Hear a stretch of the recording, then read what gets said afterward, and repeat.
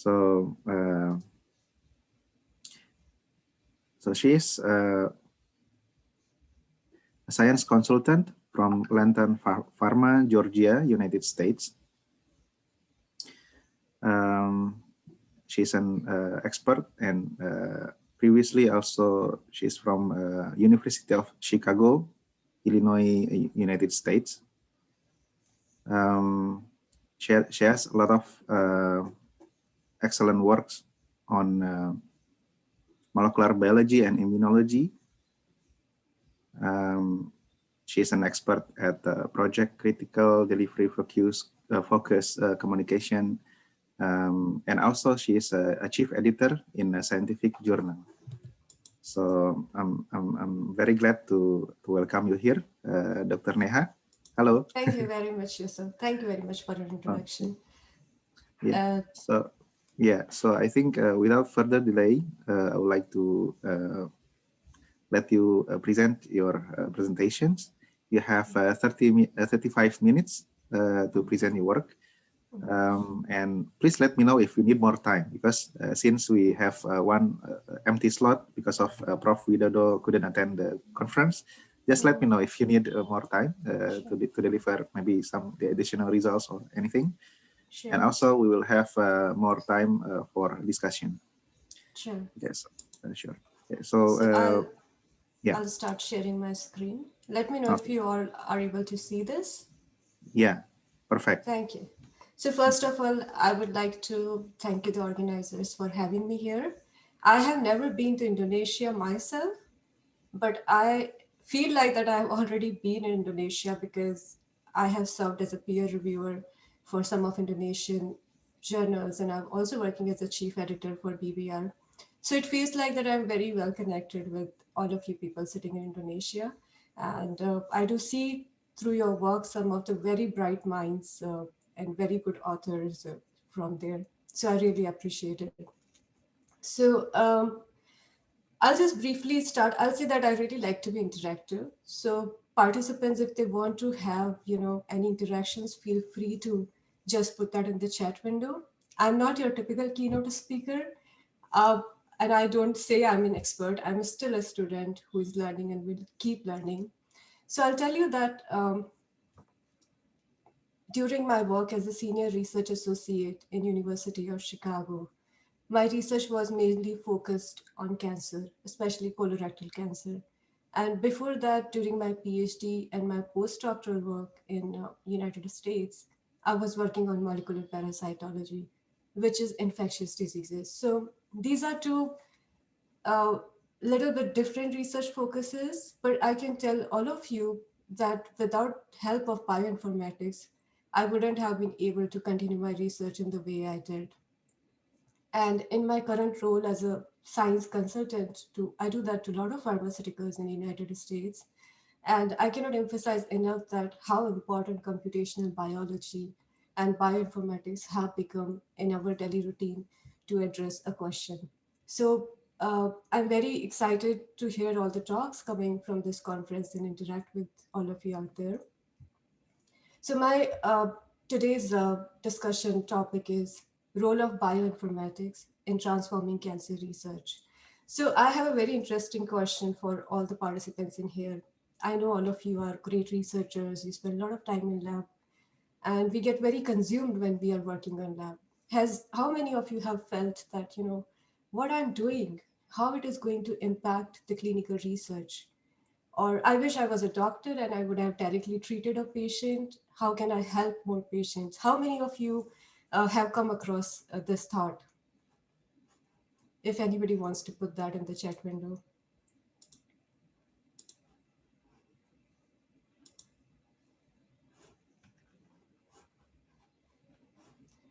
Sure, that question's come to our minds many times. It did come to me when I was doing my research. So in my today's talk, what I am trying to introduce to all of you, because I know that sometimes we do not get chance to go and look into that how our research is applied to the real life or the clinical trials. So I want to give all of you an overview, and you all should feel proud in the work that you are doing. And I want to just, share with some data from the other side of your lab, that how it impacts lives out there. So let's go to the first slide. Since I'm going to talk about oncology in here, I'll share a very recent data about cancer in United States. It was released by American Cancer Society in 2020, and which says that the estimated new cancer cases in US, that is shown on the left side of the picture in here, and you can see that the numbers are huge. And they also always release an estimated cancer death every year. And by looking into this slide, one thing is for clear, that cancer is still the leading cause of death overall the world, and it ranks second leading cause of death in the United States, which is after cardiovascular diseases. Let me tell all of you that together there are non-profit organizations which are 260 in number, which are contributing to promote research in cancer, and approximately $100 billion is already spent in the cancer. And the first genetic basis of cancer was identified in 1902. But still, we do not have a cure for cancer. This is very complicated. Let me tell you how much time and cost is associated with oncology drug development. So, you see, it takes at least 4 to 8 years of time for the preclinical studies. By preclinical, I mean the in silico, the drug design, then we run molecular biology experiments in vitro, and then we do the animal studies. So this entire part of the drug discovery process is often in industries called as a preclinical work. So that's like, approximately how our PhD and postdoc will take, around 4 to 8 years. And in the second stage, these drugs, that everything goes well, then they go to the clinical trials, and which takes approximately 5 to 7 years, going through phase one, phase two, and phase three. And then if everything goes well, it takes another 1 to 2 years for the drug registration.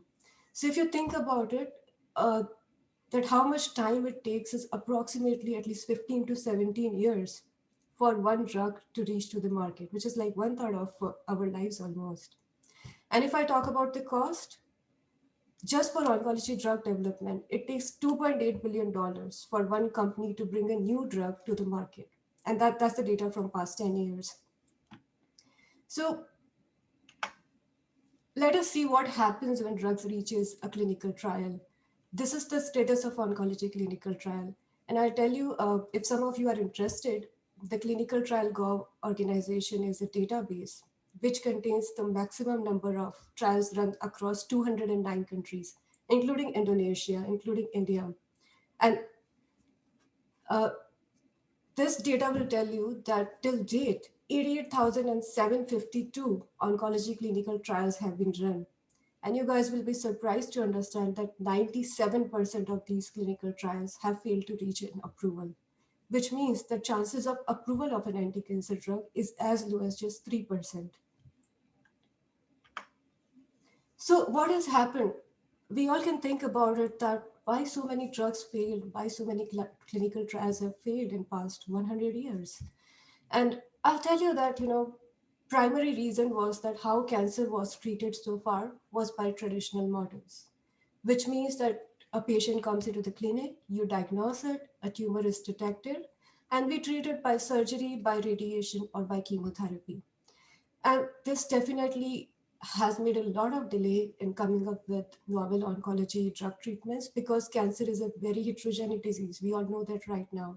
So a standard treatment may work for some patients, but it may not work for other patients. The other thing is that each tumor is different. Each tumor carries its own genetic causes, its own case of proteomics. So that varies from patient to patient, and sometimes even in one patient, tumor in one side in terms of genetic mutations vary from that of the other side. So what happened along the years, that due to this high variability in the genetic understanding of the cancer, and also as we moved on with the research, as what you guys do in the laboratory, we now have the very high quality genetic and molecular data, which has led more focus towards the precision medicine, which we also call as a personalized medicine. So it's more like when a disease is so personal to each human being or to each patient, then we should have a model where it is also treated personally. So if you see, for the overall speaking, this has led currently to the era of precision medicine. And 2015 was when the government policies had launched this as a priority that we should personalize cancer treatments. So, unlike the traditional models, if a cancer is diagnosed, what we do, we look into the subtissues and how far it has gone. We do the omics analysis, which you all guys understand as the proteomics, as the transcriptomic analysis of that tumor. We identify the genetic mutations and consider the personal factors. And by taking into account all of these parameters, we devise a targeted treatment for the patients, which can be immunotherapies, which can be cancer vaccines, or also nowadays 3D organoids are used by pharmaceuticals to understand the tumor models better. Companion diagnostics are also developed along with the therapeutic treatment. Now, I'll mention that companion diagnostic means that the drug that a company is offering to the patients, they have to also offer a specific diagnostics to it. And this all is based on the bioinformatics analysis and the identification of a specific biomarker, which we will go into the detail as we go ahead with the slides. So, what it means by precision medicine in a layman's term, this offers the cancer in a very targeted manner. This integrates the clinical side of the things and also anticipates that a drug can have adverse impact or not. For example, let's see here. This is a patient population. Maybe it is just for lung cancer, but every patient here has different genetic mutation. So earlier when patients used to just, walk into a doctor's clinic, they will say, okay, you have been identified with the lung cancer. Let's just treat you with this radiation therapy or this chemotherapy. And what happened along the years? That the treatment was effective only in the 20% of the population, and it went wasted into 80%. Now, whereas the precision or the tailored approach, it just divides those patients into different groups based on what is their genetic mutation, what is their molecular profile, and they assign them the treatments accordingly. And of course, it has seen far more success as compared to the standard approach. So, that is the entire idea behind precision medicine. So, bioinformatics has just changed the development of precision therapeutics in cancer. I'll say it commonly that it's about right patient should be treated with right drug at the right time. Now, you all are expert about or honestly identifying the druggable biological targets, target validation, or having a predictive model for preclinical setting. This is the part which researchers mostly do into the lab. Now, do not think that this goes wasted. This is the first step in identifying a drug, and this is the first step how we are going to treat a particular patient and make differences to their life. So the other part of the slide is actually also called as post preclinical settings or what happens in the clinical trial. And bioinformatics has played very important role in predictive biomarker discovery in cancer. Also about how we run clinical trials, about optimizing trial design. And drug repurposing and revitalization is, of course, cannot be done without the help of computational biology. And I believe one of you is going to talk about a drug repurposing in their presentation as well. So I'll not talk about the preclinical setting in our today's discussion. Rather, I will take you guys to the other side of preclinical settings in here. Let me give you an example in here. So I find this example very interesting, where application of bioinformatics has changed the treatment and the clinical trial designs, which is about lung cancers in never smokers. Now I'll tell you that for a very long time, I thought that lung cancer is a disease of smokers. If you do not smoke cigarettes, you are not going to get lung cancers. And I think that's what the clinicians also had an impression for a very long time. And when a patient walk into the clinic, they are going to just treat it with the standard treatments. But as the clinical, molecular, and genetic data became available, as computational biology advanced, we came to know that lung cancer of never smokers is actually a molecularly and a clinical pathologically is a very different disease. It's altogether a different kind of a cancer. And it was seen that 25% of the lung cancers were actually taking place in never smokers. And the prevalent kind of cancer in here was actually ADC, which is called as adenocarcinoma. So this is not just, a difference clinico-pathologically, but if you go into the molecular biology and the genetic side of this disease, you will see that in never smokers, the mutation of EGFR is more prevalent Whereas the people who smoke, in their lung cancer, it is the RAS gene which is more mutated. And this has now changed the way people are treated for lung cancer. They are treated now in a more targeted approach, which means if a patient has lung cancer and he didn't smoke, he's a never smoker, the primary benefit to that patient will happen from the EGFR tyrosine kinase, which is going to actually work on this EGFR pathway and going to just help the patient recover better as compared to the standard therapy, which was not taking difference in mutations into account. So that's one classic example of how bioinformatics has impacted how treatments are being done. So this, I do not want to complicate this trial design, but I just want to give all of you an overview of how clinical trials are run and how it has changed using bioinformatics that people want to enroll patients in their studies. So this is a clinical trial phase 2 open label trial for a drug which was released by Pfizer, and the name is dacomitinib. And they did this clinical trial only in selected patients which had advanced adenocarcinoma, but they enrolled the patients which had some biomarkers. Either the biomarker was EGFR mutated or it was ERBB2. So let me tell you what this drug is. This is a very effective pan-EGFR inhibitor, which means it can literally inhibit all kind of EGFR as compared to some other inhibitors which are more targeted. So in this trial, they were trying to evaluate its effect, whether it can be used as an effective treatment for patients with lung cancer, but they already screened out the patients who had EGFR deletion in exon 19 or they had a substitution mutation in exon 21. So this is often you will see nowadays in the clinical trial databases. They talk about biomarkers if they included patients based on that biomarker. And this is very different as compared to traditional or previous clinical trials where people just were enrolling based on number or age of the person. So what did they find in this trial is very interesting. What they had found in their preclinical setting actually collaborated with their post preclinical settings as well. And they validated that if they rightly select a patient population which was mutated for HER2, they were able to cause a benefit to the patient. So these encouraging results were seen when they actually clinically or molecularly selected the right patients for that kind of a lung cancer. And this kind of approach and this kind of understanding is very helpful, that we want patients to not waste time and get maximally benefited based on their biomarkers so they do not encounter side effects as such. And this has become now a very routine approach in case of how drugs are designed and how they are introduced to the patients. So this was a positive example of biomarker selection. Now there is another example, which is panitumumab, which is given in combination with traditional chemotherapy. And in their study, what they found that patients who had the colorectal cancers, but they did not have RAS mutations, were benefited by this therapy. So what happens in the signaling of EGFR, when EGFR is activated, the receptor actually gets dimerized and it causes the activation of downstream signaling, especially RAS. And it has been seen that in many type of cancers, you will see again and again that EGFR is overexpressed.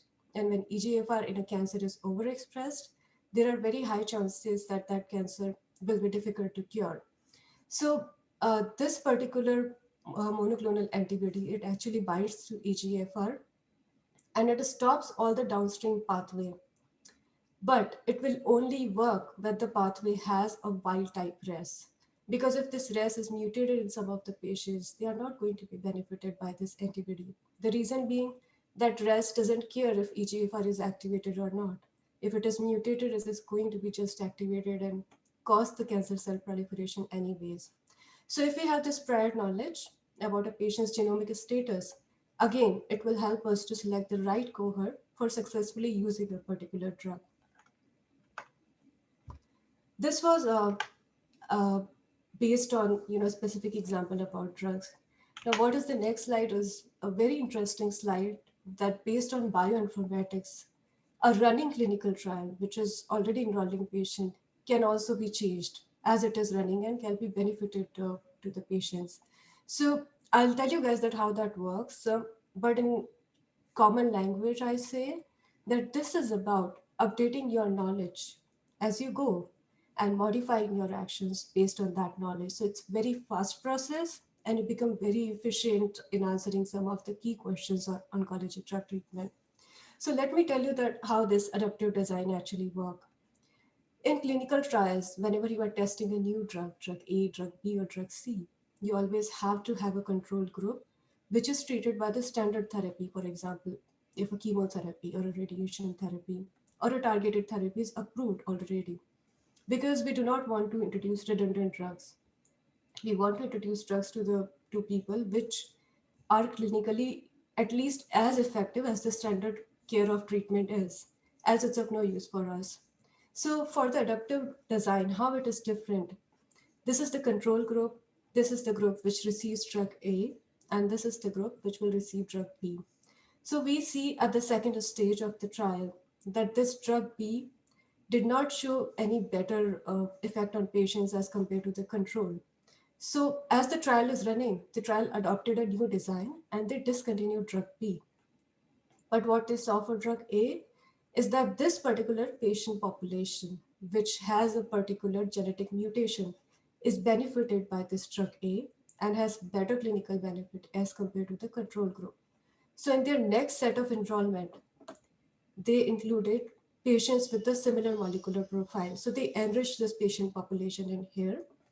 And so this is the beauty of this kind of trial design, that now more number of patients are benefited in a limited amount of time, and you keep doing it for next set of patients. So this what I'm talking about is actually from a I-SPY2 clinical trial adaptive platform. That platform has seen a lot of success, and they saw a major success when they were trying to use this trial design for high risk breast cancers. And they used the plexitacin, which is a standard of treatment, along with 12 other drugs. And by using and adopting this style at each phase, what they actually found is that 2 out of those 12 drugs were beneficial in a particular kind of population. So it really had fastened the entire process of drug development and gave new insights. And I'm glad to share with you that a total of 7 drugs have graduated from this clinical trial design platform.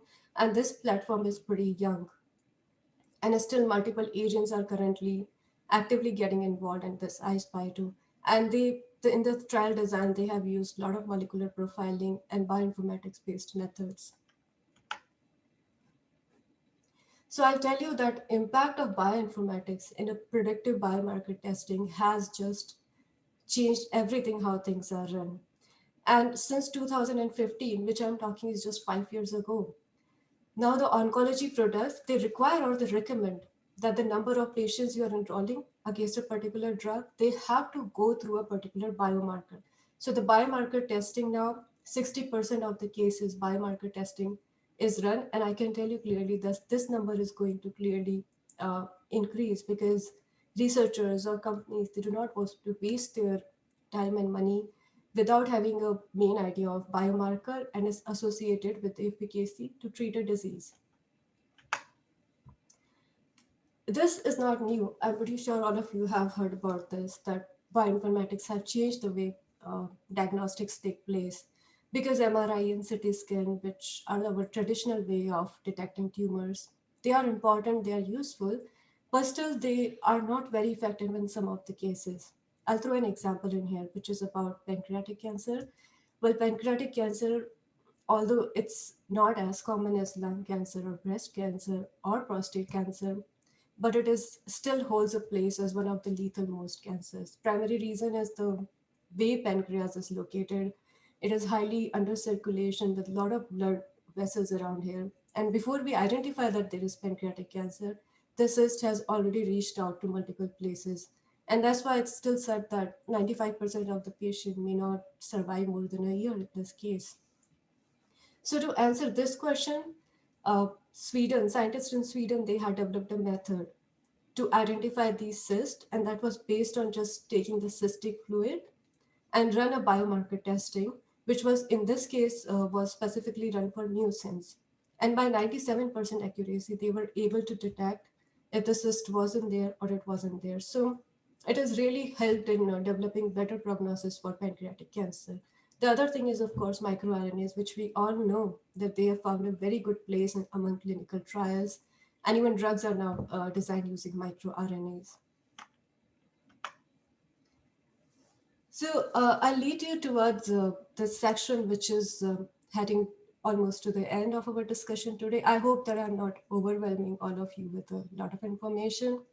If so, you can always, feel free to interrupt me.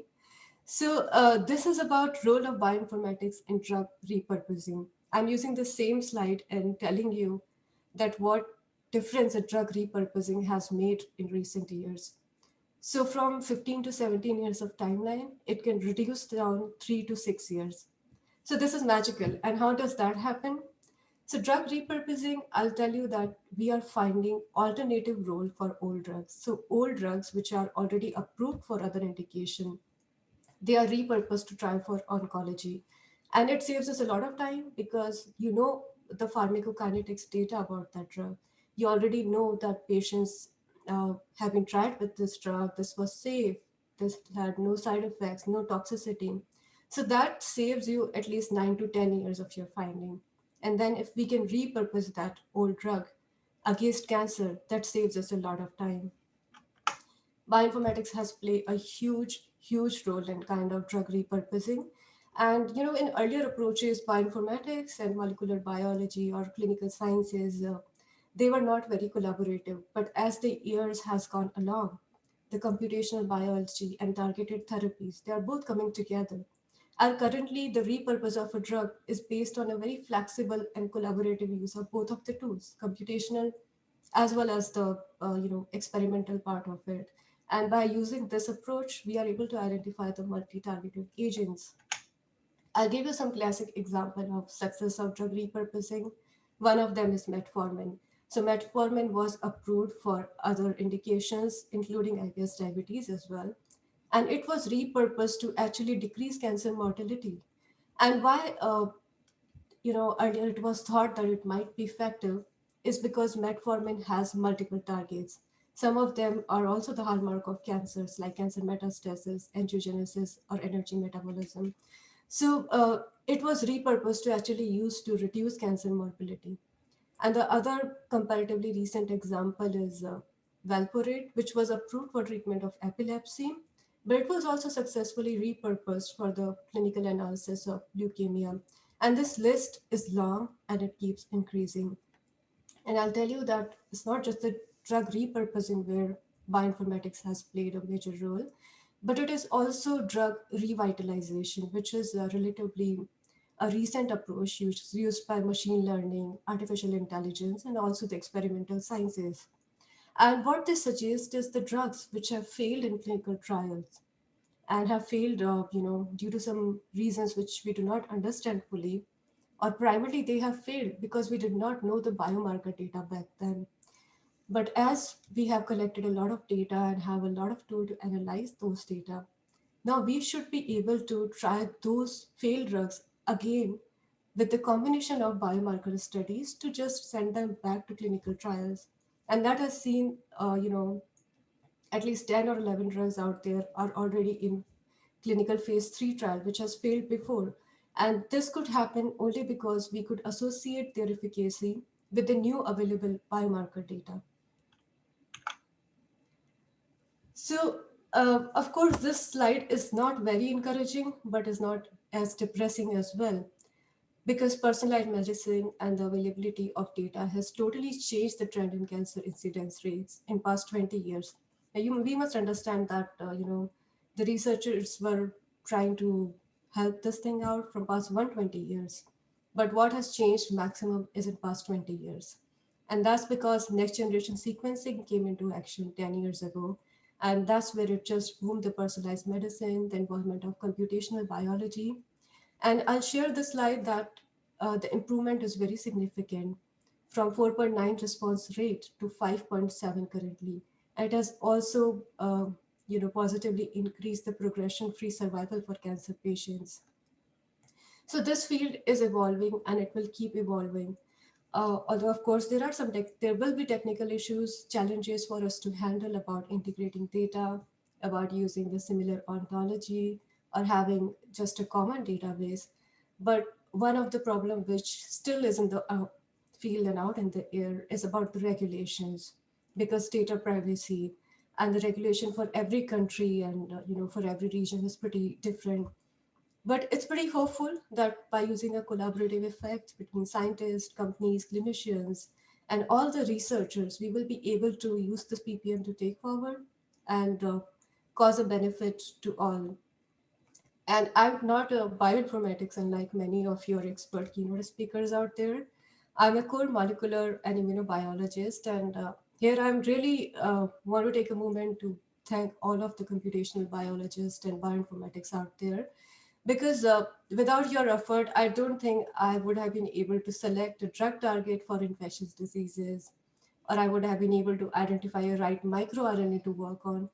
So I really appreciate what bioinformatics has brought to the field, and I hope that more collaborative efforts in future will change the way we treat diseases or we see diseases currently. And again, I would like to really thanks the organizers and all of the participants out there for listening to me. And I'll open it now for the discussion. Okay, thank you for your inspiring talk. I'm inviting for questions from the participants, from the audience.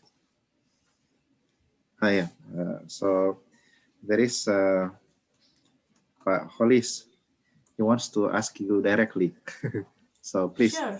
Holis. Right. Yeah. Thank you, Doctor. Thank you, Dr. Yusuf, for thank you, Dr. Biyani, for very nice and very interesting talk. Actually, because I'm also somehow interested in clinical trial, and you Yeah. mentioned about some new approach that is what's so called adaptive clinical trial design. So, in terms of approval from the authority body, for example, from FDA, do you have always to re submit your protocol approval from to the FDA, or you can just do it from the very early on before you start your study? So there is a way, if you are you have some interesting preclinical data, you can start working on your IND approval things and check the regulation status with the FDA.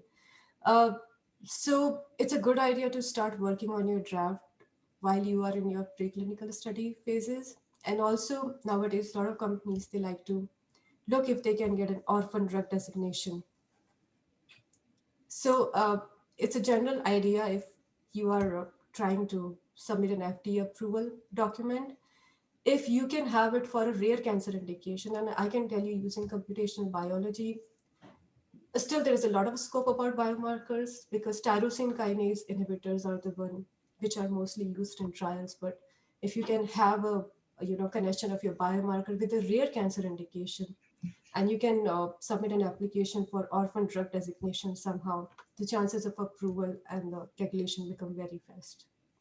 Okay, so another question, according to your experience, how much time you can cut or save by using a combination approach by informatics and Well, it saves a huge amount of time. I'll tell you an example. Currently in the field, it is a practice that people who are trying to launch their drug, they collaborate with the companies who are expert in machine learning and artificial intelligence to get an idea and an overall prediction about if there are biomarkers available, what would be the possibility of success of this drug.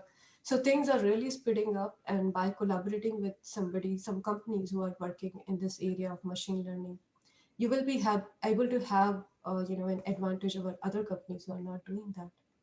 So this has become a routine practice nowadays to use machine learning there. okay. Thank you very much, Doctor. Thank you. So you know, by you reside in Georgia right now, in Atlanta. Yes, I do. I Okay, do. Yes. I used to visit Atlanta every month. Oh, well, let Back the then, COVID end and you are yeah, like welcome again. 13 years ago. Oh, I used to live, awesome. Awesome. yeah, I used to live in Auburn, Alabama. Oh, that's very close to Then my I moved place. to Connecticut for my postdoc. Yeah, I see. Very that was a interesting. while ago. Yeah, it's very So nice. you can always, if you are coming this time, let me know. We can Sure. touch base, and you can take my email from the committee, and Sure. If Yeah. you have any questions We'll be or in touch. connections you want to have here, I can help you Thank you with very that. much. Yeah. Thank you. Thank you, Pak Yusuf, the moderator. Yeah, welcome, Pak Halis. Yeah, I'm still waiting for further questions, but I think your presentation is very interesting. I will, while waiting for the questions, I have questions for you. Oh, please go ahead. Question to discuss, actually. Okay. Excuse me. Yeah, allergy. So now every time we cough, we have to I justify. know. Yeah, yeah, Yes. justify saying that I'm okay. So maybe it's not only related to the cancer research. Mhm, Here, we found that there is a specific gene related to the degenerative diseases. mhm, So and we found that it's only found in local genes. mhm, So I would like to have your opinion how to bring this analysis because so far this is what they done. So when they discover from the patient that these particular mutations always occur in that disease, mhm, the mutation is actually located on the respiratory system. So mhm, what they did, they tried to model the protein from the sequence, mhm, and they studied how the mutation affect the functions of the protein mhm, by using computational method like molecular dynamics and so on, so forth. mhm, And so far, they have quite conclusive results. mhm, I want to ask your opinion how to bring this result. So finally, we can use the marker as a clinical marker in the hospital, for example, because mhm. maybe it is not applied to everybody. I mean, maybe the characteristic is not same with American people, for example. It, Yes. it only it only applied to our local people, for example. So, what do you think? So you How? have raised a very good question in here. Yeah, And yes, you are right. Based on your genetic markers, your race, your age, you're a male, you are female, everything changes. yeah, Basically, the subtype of the entire disease can change. So, what happens traditionally, at least I can tell about oncology because a lot of data is out there.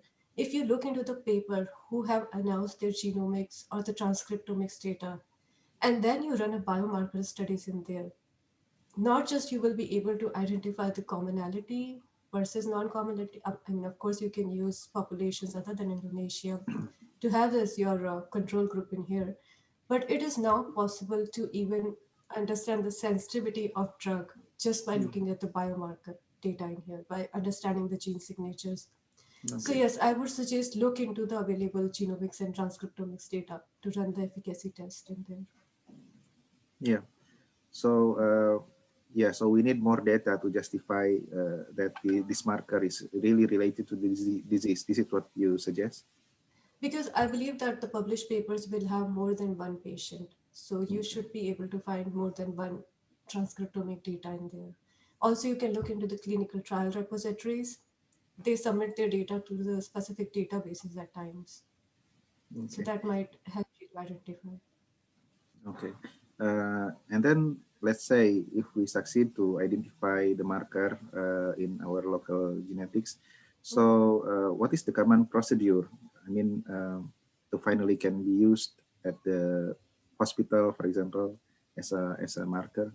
Right. So you will have to take the permission to run some clinical trials on a smaller population at first. Mm. Generally, if you have a drug or you want to have a diagnostics, you run it a very smaller population, let's say just 10 people or even the 15 for some kind of indication, especially if you are saying neurodegeneration, the 10 to 15 number of patients is also fine. And if they are showing promising results, you can take it ahead. But uh, I can just share an insight with you that if you go to that stage, get in touch with clinical research organizations, and they will be able to find the doctors and the right amount of patients for you. And Indonesia has a lot of clinical research Yeah. organizations.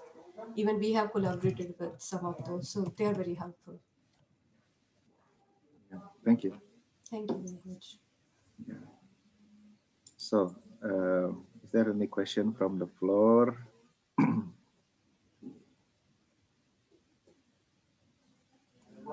Okay, there is one question from Ikram. Mhm. Hello. So Ikram is undergrad student of pharmacy school. Mhm. So generally speaking, as a healthcare student, we learn more about biochemistry and pharmacology and so forth, more than informatics and computer science in our curriculum. Mhm. How do you think we can step into bioinformatic research? So Akram, you are in a stage where I was few years ago.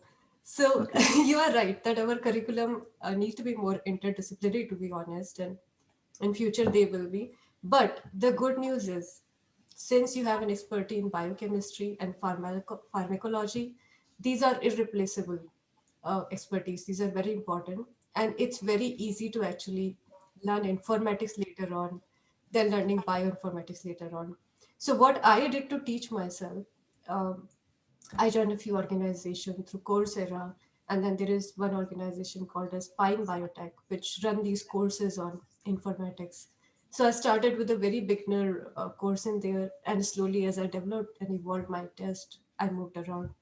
So you can start looking for the beginners course and parallelly run along with your college. Hope that helps you. Yeah, I think it's a challenge for us as lecturers as well to upgrade the curriculum, because I think it's not only important for school of pharmacy but also in medical school and yeah others Yes, major. I'll tell you that I have surgeon's friend in here, which after completing surgery went for masters in, Mm, bioinformatics, because this is now things are becoming very collaborative and we all need to just update ourselves. okay. Do you have any other questions? Anybody out there? Yeah. Yeah, there is. So yeah, hello, Prof. Neha. Uh, his name is Rory Vivian from Mm-hmm. Indio, Indonesia. I want to ask your opinion. How will personalized medicine affect the cost of medical care? I think it will revolutionize the way we treat diseases because, for example, now pharmaceuticals, by collaborating with machine learning and AI experts, they have already ruled out the cost of wasting it without a biomarker efficacy. So that just brings down the cost to half. And of course, is more effective. So I think it will have a very huge impact on the cost of medical care. Okay. Yeah, in the sense, yeah, it is more efficient. Um, but some people think that when the therapy is too personalized, it means Mhm. that we should have more options of therapy, Oh, more that's options where of we are drugs. getting. Yeah, yeah. Yes, we are So, getting there. oh, Yes. Yeah. Because you so see that earlier out of let's say 50 drugs, only one was approved for targeted therapy. But right now, with the help of computational biology, we have 10 drugs which will be effective in 10 different patients. yeah, But it is slow, unfortunately. It's still yeah. very slow. Yeah. From your statement, it comes to the very interesting question actually. I think I saw some people doing this bioinformatic works. They tried to make a hypothesis that some of the specific gene in the Asian people Mhm. actually make it become more sensitive to some drug. So instead of getting better, they have a side effect. But so far, the study is still on the bioinformatics study that they able to show the mechanism how the genetic variations actually affect the functions of the receptor, and Mhm. it behaves differently from Western people, for example. Mhm. So, yeah, so in short, this drug is not good for Asian people. Uh, what is your opinion? How to bring these results to something that more to justify that the drug is not good, uh, like pharmacogenomics things. Yeah. I will rather say the right answer to it that we do not know exactly know the Mm, molecular profile differences between Asian people and non-Asian people. yeah. I threw an example about lung cancer in never smokers, and that lung cancer in never smoker is very biased towards Asian people. You will see more and more number of those cases in Asian people, and especially more in women as compared to men. So I'm totally biased. I'm saying bias is 150% kind of a bias, and people still do not know the reason behind it. But as we Mm, understand more molecular profiling, I'm sure we'll be able to find an answer and better treatment for those populations. okay. Thank you. Yeah, we still have time. Yeah. Don't Okay. worry. I think people are just trying to find a correct question. That makes sense because if I'm in their shoes and I'm consumed in laboratory research, I probably Yes. will not think what happens outside lab. That happens with Mm, all great scientists out there. So yeah. I wanted to bring an overview of what happens afterwards. Mm, okay. So, is there any other question from the audience, please? Also, if you want to ask question in Bahasa Indonesia, it's also okay. We will translate it for you.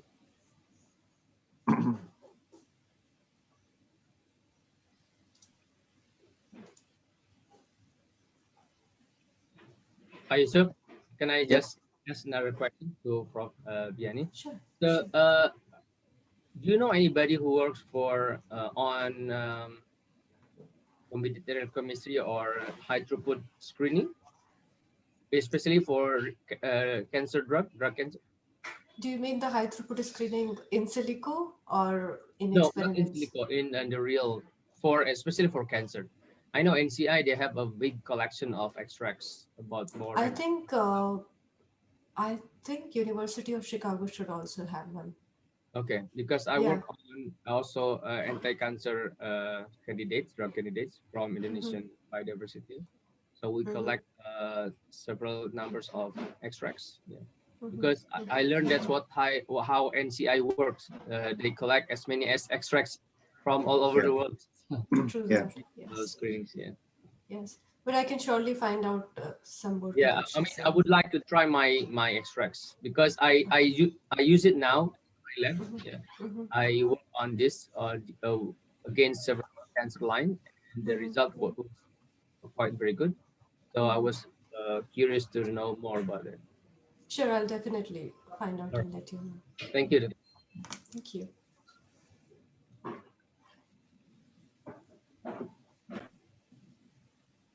Yeah. NCI.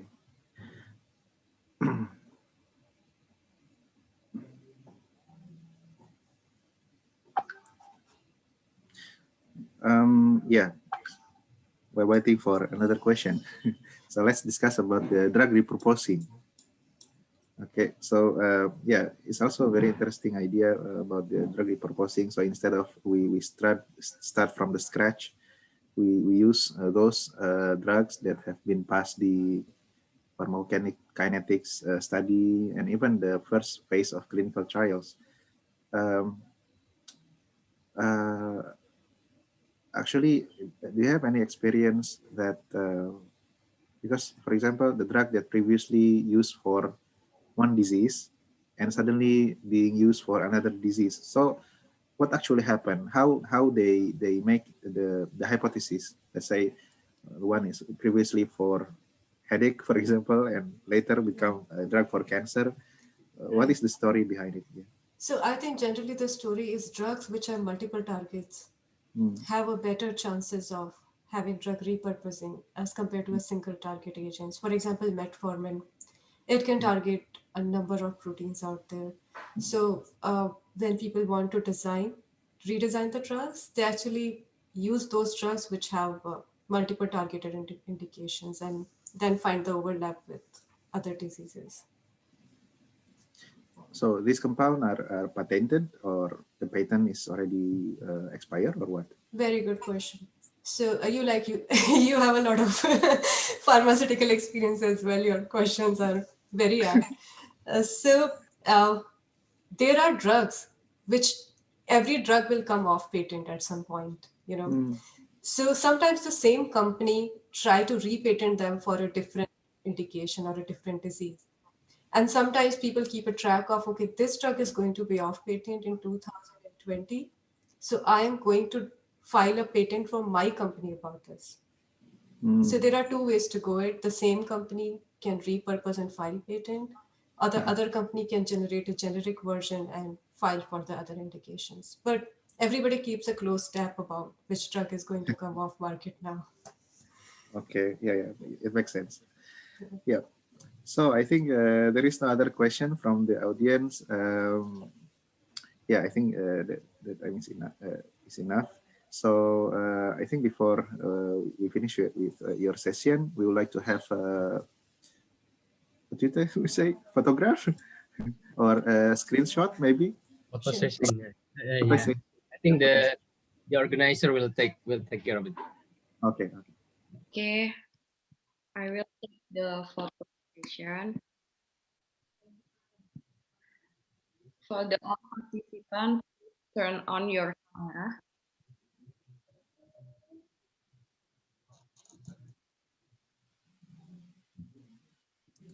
Okay, I will count. 1, 2, 3. Okay, one, once more. 1, 2, 3. Once again. Lot One, of party. 2, 3.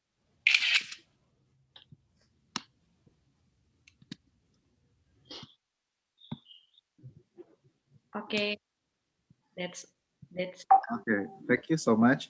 So normally when we finish the session, I would like to invite everybody to give a big applause to Dr. Neha Biyani. Thank you So very much. yeah, let Okay, me. thank you, Dr. Biyani. Thank you very much. Thank Very you very nice, much. very interesting topic of It's very yours. nice to be here. Yeah, Thank thank you. you. Thank you so much. Thank you, Pak Yusuf. Yeah, thank you, Pak. Okay, yeah, now we will proceed to the second keynote speakers. I would like to invite Dr. Arli Parikesit. Where are you? I'm here, Pak. Ah, Halo, okay. Pak Yusuf.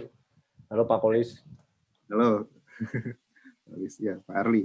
Halo, Parli, sehat ya? Ya, Alhamdulillah sehat, Pak. I saw. Yeah, first of all, I would like to introduce Dr. Arli Aditya Parikesit. So he got a PhD in bioinformatics from University of Leipzig, Germany. He is a lecturer in Department of Bioinformatics, School of Life Sciences, Indonesia International Institute for Life Science. So I think so far this is the only one Department of Bioinformatics in Indonesia. Am I right, or is there any other one? I don't know Only now one. that we are the first. I think Pak Kolis knows more than me, actually. The first and the only one. Okay, the only one. Okay. So yeah, and yeah, he is awarded as a best scientific writer in 2009 from Ministry of Research and Technology. Yeah, Congratulations.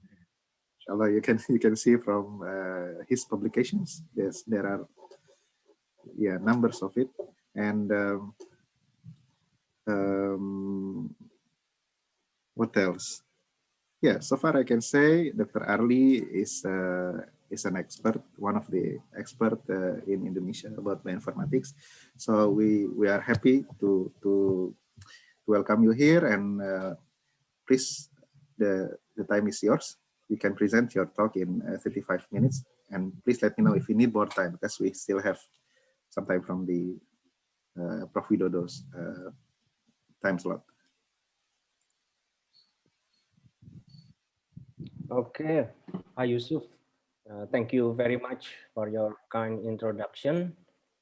So let me show my screen here, and please confirm whether everybody can see my slide. Yeah. So can you guys see this slide? Yeah. Perfect. So I'm going to proceed to the next slide. Just wait a second.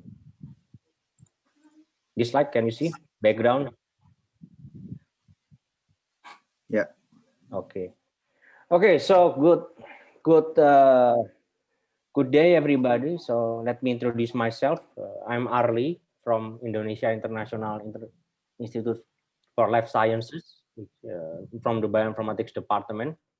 And thank you for the kind introduction from Pak Yusuf. So actually, I'm going to present some insights about molecular simulation, and we have the experts here. Actually, Pak Yusuf is expert of molecular simulation as well, and we have Prof. Mustaridi as well from Unpad. But yeah, I'm just still learning. But okay, so let me just share things that I got. So actually, the things that I want to present is not only just this one, the title about natural product based computation, because I see many of you already are going to present similar topics. Some of the participants, but I have another one, which is I have another topic, which is it is also depends on the availability of time, which is about the RNA computation. Yeah, but let me see if the time is right. So okay, this is basically the first one will be the virtual screening of natural product based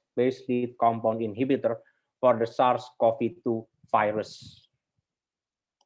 So actually, before our team started to do everything regarding COVID-19, actually we are the same like Professor Neha. Yeah? So actually we are working in cancer, and we have secured some publication about some not so bad publication about the molecular simulation in cancer, but somehow we found out that well, we have this problem with the COVID-19. So although our team is still working on cancer, but we shift our research a bit to the area when we do some things about COVID-19, yeah, because basically we already got a previous experience in dealing with infectious disease beside cancer, like our team has done previously molecular simulation in influenza and dengue. Yes.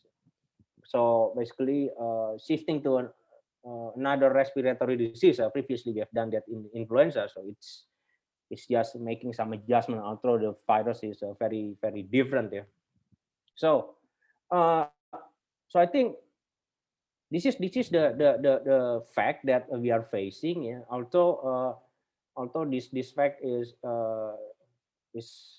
really not really comfortable with many parties. Yeah, but Indonesian government is making a lot of shift for a lot of budgeting shift toward COVID-19. Many research was currently shifted toward the direction of COVID-19 for yeah, very strong reason. Yeah.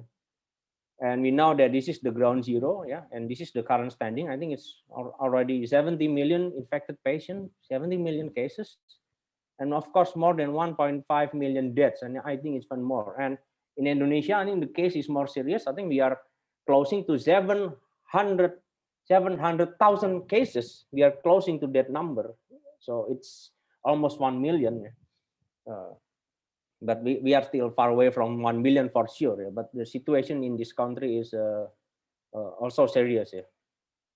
So this is some what to say information that our lab has making some collaboration with Nusantix and Ristek Biopharma to produce this yeah, diagnostic kit. This is RT-PCR diagnostic kits, and I know some of my colleagues that is currently working hard to develop to conduct diagnostics for COVID-19. They are working around the clock, sometimes working 24 hours a day, yeah, to just doing sampling in COVID.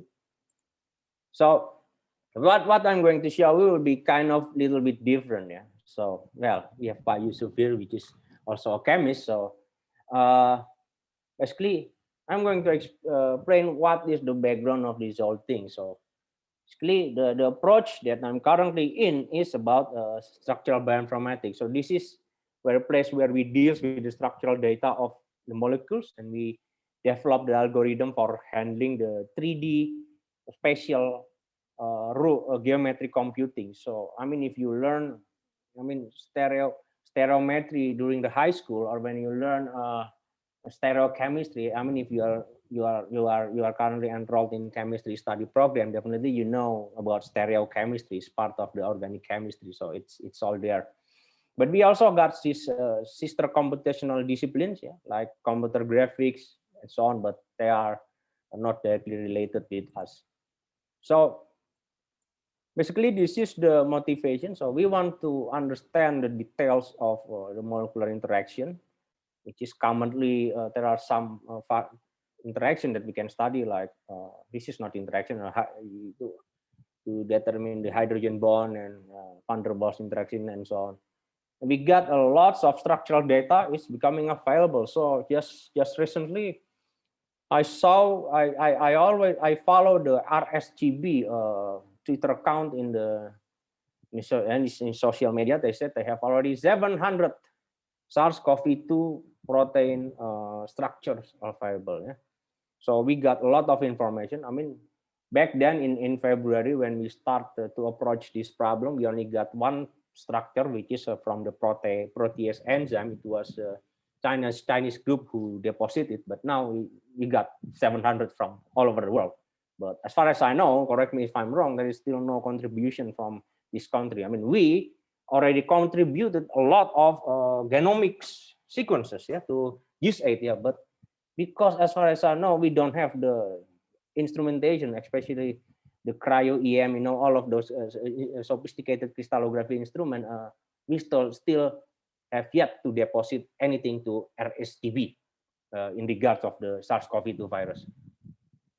So the one that is we have to keep in mind that when we discuss about drugs and vaccine, yeah, I mean one of my colleague from PBBI, Pariza, remind me, vaccine is not a silver bullet. Yeah. Also the drug. Yeah. So especially if we discuss about COVID-19 here, so we still have to even if we already got the drugs and vaccine available, we have to strictly adhere to the health protocol. But sometimes there are some misunderstanding that, well, bioinformatics could be a source of overclaim and underclaim. Overclaim, it means that, okay, in bioinformatics, we found a drug design for COVID-19. I mean, some random design, for instance. But because of the misunderstanding with misunderstanding in the public, especially when you got interviewed by the press, misconclusion could happen. Like, okay, just by bioinformatics studies, you can infer that there is a drug for COVID-19. Definitely not there. So because there are steps, yeah? There are steps in doing drugs discovery. You start from this target selection when bioinformatics play part. We got all the experts in here, yeah.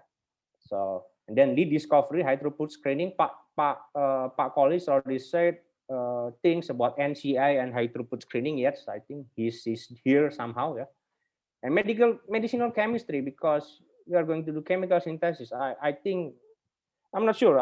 There should be some organic chemists in here. I mean, you guys who is doing chemical synthesis for the leads, and then in vitro studies, and in vivo. And this is wrong, in vivo studies, and then the next one will be the clinical studies. So there are steps.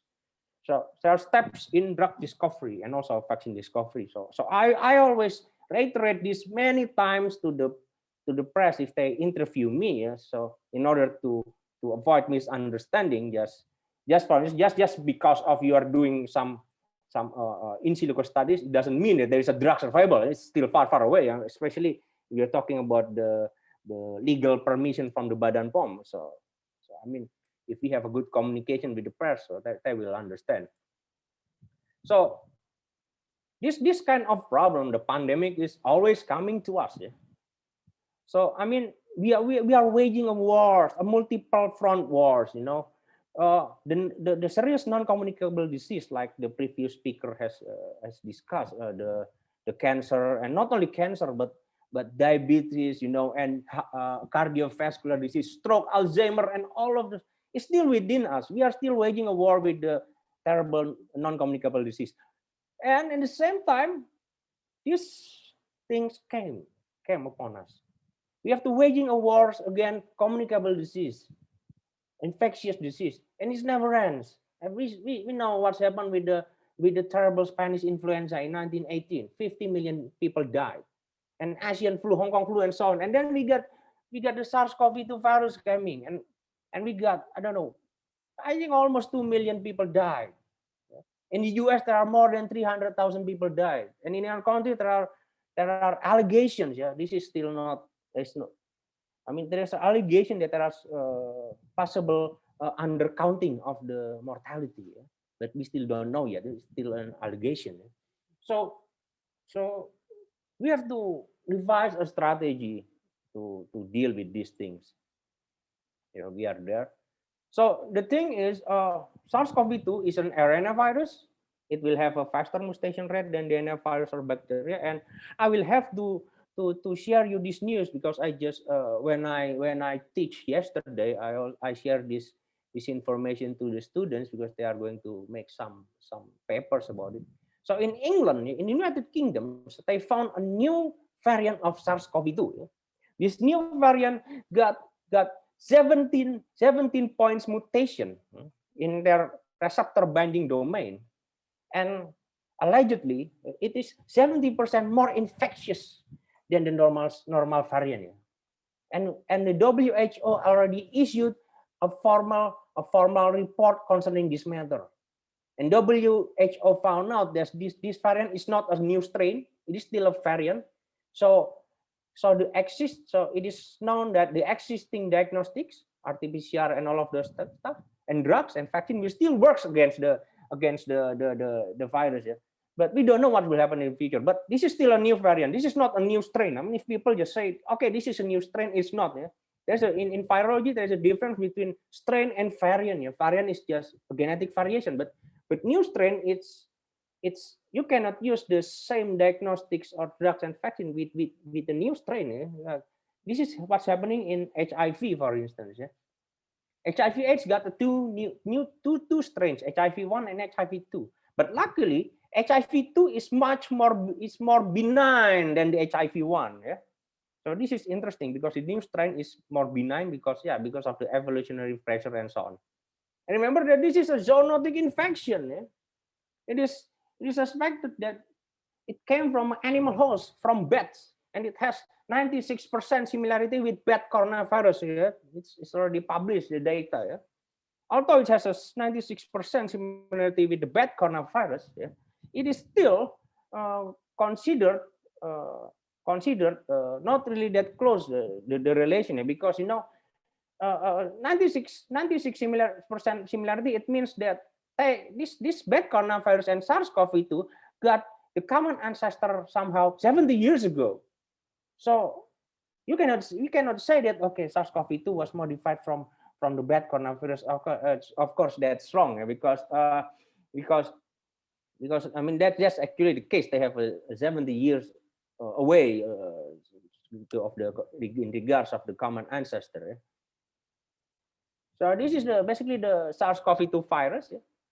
So we have, this is the spike protein, and this is a very common target of the vaccine development. And the famous Pfizer BioNTech vaccine, it was developed by synthesizing mRNA, and then the mRNA will integrate to our host cell, and it will encode for the spike protein of SARS-CoV-2 virus, and it will provide everlasting immunity. We hope. I mean, we don't have a new strain. So far, we don't have new strain. Okay, and then we have envelope virus in here, and then a nucleocapsid protein. This is also a possible target for vaccine. Yeah? And then somewhere around here, there should be the protease enzyme. And so moreover, the Indonesia already deposit the SARS-CoV-2 genomic sequences, a lot of them. And the last information, I heard that the team from UGM and from Jogja already deposit a new sequence and making some analysis and deposit that to GIS8. And yeah, and we got submission from Eijkman Institute, Erlangga, and University of Erlangga, and many more. So it's all there. So the thing is, what we need to do is we have to do something with these genomic sequences. Yeah, we have to do some computational effort. whether you want to make mutational analysis or drug design, vaccine design, or any bioinformatics effort. So make a research out of it. Yeah. So that will be beneficial for Indonesia. And this is some examples of the publication from our collaborators. So actually there are some efforts to develop a vaccine in here. And actually in regards for the natural products leads development for the SARS-CoV-2 virus, it's already a lot. Yeah, like this is one example of a preprint server from University of Samratulangi, and this one from UGM also. I mean, a lot of natural product research, and I saw some of you are doing that also in here. So we are welcome to that definitely. Yeah. And this is as well from University of Erlangga. So yeah. So I will tell you that our groups, because this is a very sudden shift. Yeah, previously we are focusing on cancer, and because actually our memories in regards on dealing with infectious disease already it's already remote. It's almost cast into oblivion. Why? Because you know the terrible, not pandemic, the epidemic of avian influenza was many years ago, happened many years ago, and because people already forget that. So actually our team is not really we do have experience in infectious disease, but we do not really incline to that because we mainly focus in working on cancer. But because of this sudden shift on what's happening with the COVID-19, we have to do something. We have to publish something. We have to give a little bit of a contribution to the scientific community in these regards. Yeah. So yeah, we just recast our memory and then we do some computational effort. So we have a very mini research about drug repurposing option for COVID-19. So this is basically a very mini research. We submit a publication manuscript in regards to the protein domain annotation. And this is our very widely read research. We are collaborating with Yayasan Generasi Biologi Indonesia when we check the genetic variant of SARS-CoV-2 virus in Indonesia, and we found out that in those time in May, yes, actually we already got D641 or 14G mutation from the spike protein in this country. So the variant that is found in Europe, it's already here actually. Surprise, surprise. And then this is the one that I'm going to explain further. So we make some modeling molecular simulation effort by using silencing RNA, antisense silencing RNA to attack the RDRP gene of the SARS-CoV-2 virus.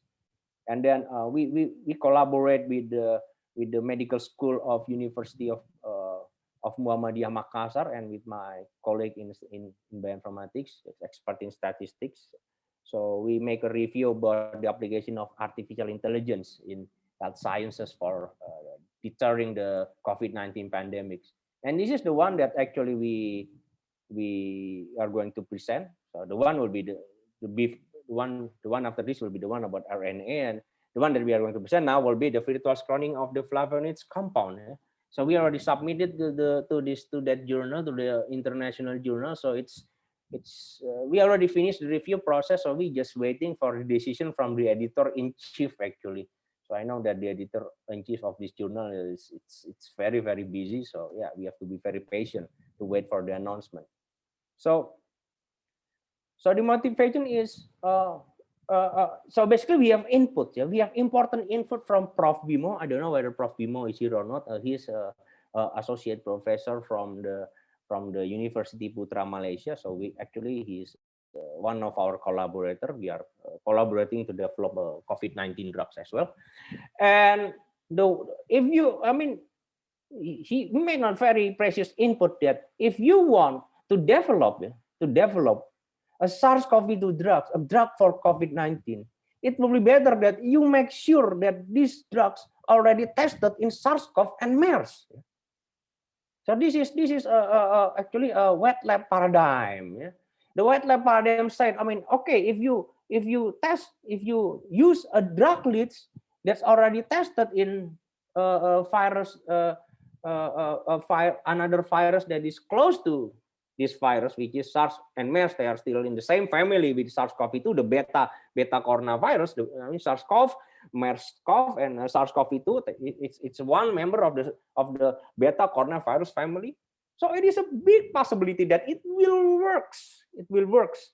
Yeah, it will works in here.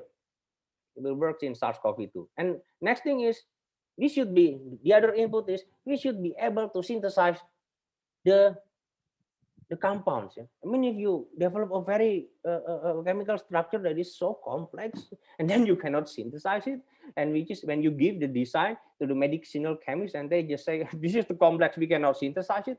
So I mean, it doesn't make any sense. It's useless. Yeah. So this is the thing. So we check to the genomes of SARS-CoV and MERS-CoV. So it contains two open reading frames. Yeah? The other one of them, ORF1, encodes two cysteine protease and PL-PRO and 3CL-PRO. So we have these two protease here. And then the PL-PRO cuts 3 cleavage sites of the polyprotein, and 3CL-PRO cleaves the remaining 11 locations, which will cause the release of non-structural protein. So basically, this protease enzyme will cut the some random polyprotein in order to release their non-structural protein, and this is vital for viral propagation. So this is what we learned from the SARS and MERS virus. Yeah, and actually, we are going to see that the case is very similar, or not say the same with the SARS-CoV-2. Yeah. Remember that SARS-CoV and SARS-CoV-2 share 96% identical sequence in their decoded 3CL-PRO. Of course, we can say that although they are in the same family, it is many years of divergence between these two viruses. But anyhow, they have a same function. Yeah? They have the same function. Yeah?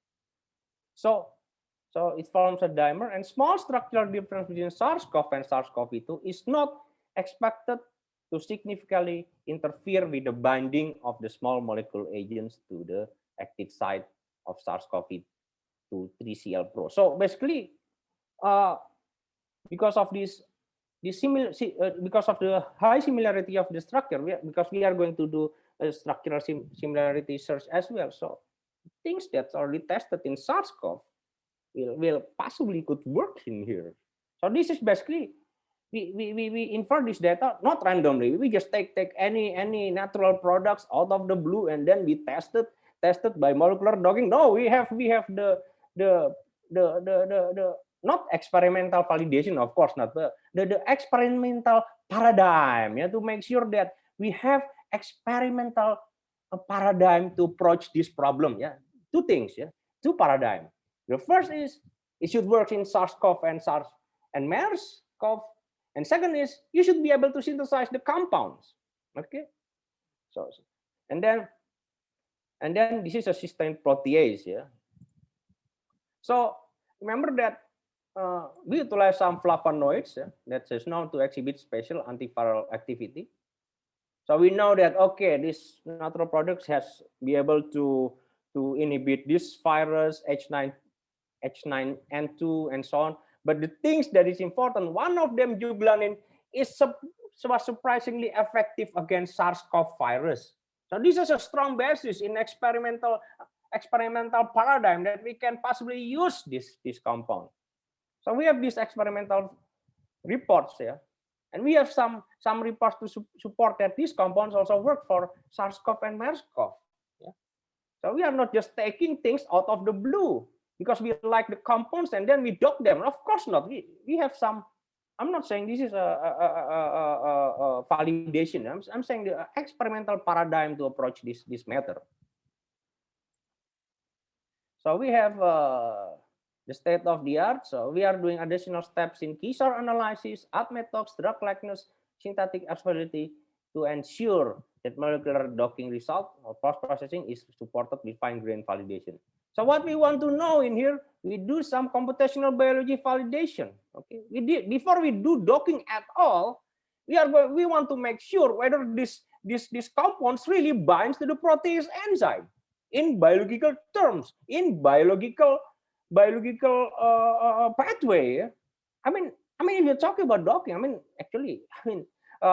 have a very serious discussion. Yeah, I think Pak Yusuf knows better than me. So last week, yeah, we discussed thoroughly about how we proceed with the docking validation. There are a lot of ways to do that. You can do chemical validation, you employ a docking deco, and you do biological validation with this KISAR method. Yeah. So you really have to make sure in KISAR database they have all the information about the metabolic pathway that will involve in that particular ligand. And this, the basis is based upon the experimental validation. Okay. So like the PAS server, palm charm server, it was based on the experimental validation. And also with the ADMET talks. Okay, you have the lead compounds. Are you sure that these leads will produce the effect that you want? Or maybe it's too toxic, then you cannot employ that as a drug leads. So that is ADMET tox computation. And the last thing is drug, and then drug likeness.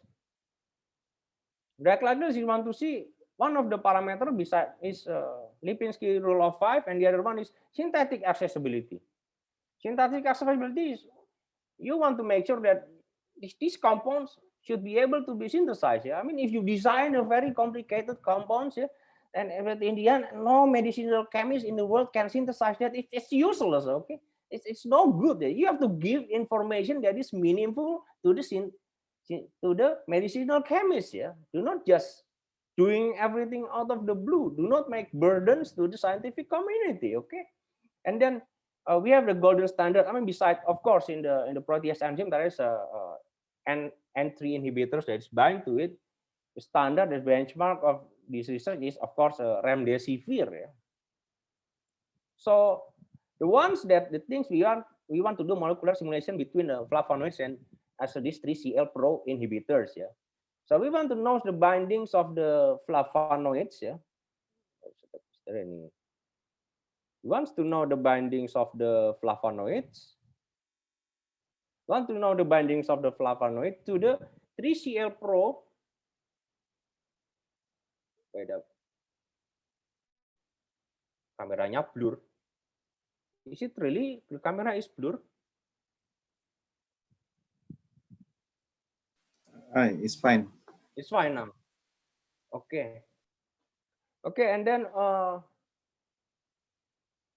we want to try to whether this could work as a drug candidates, of course. And these are the data that we elucidated. So we have this SARS-CoV-2 protease enzyme, yeah.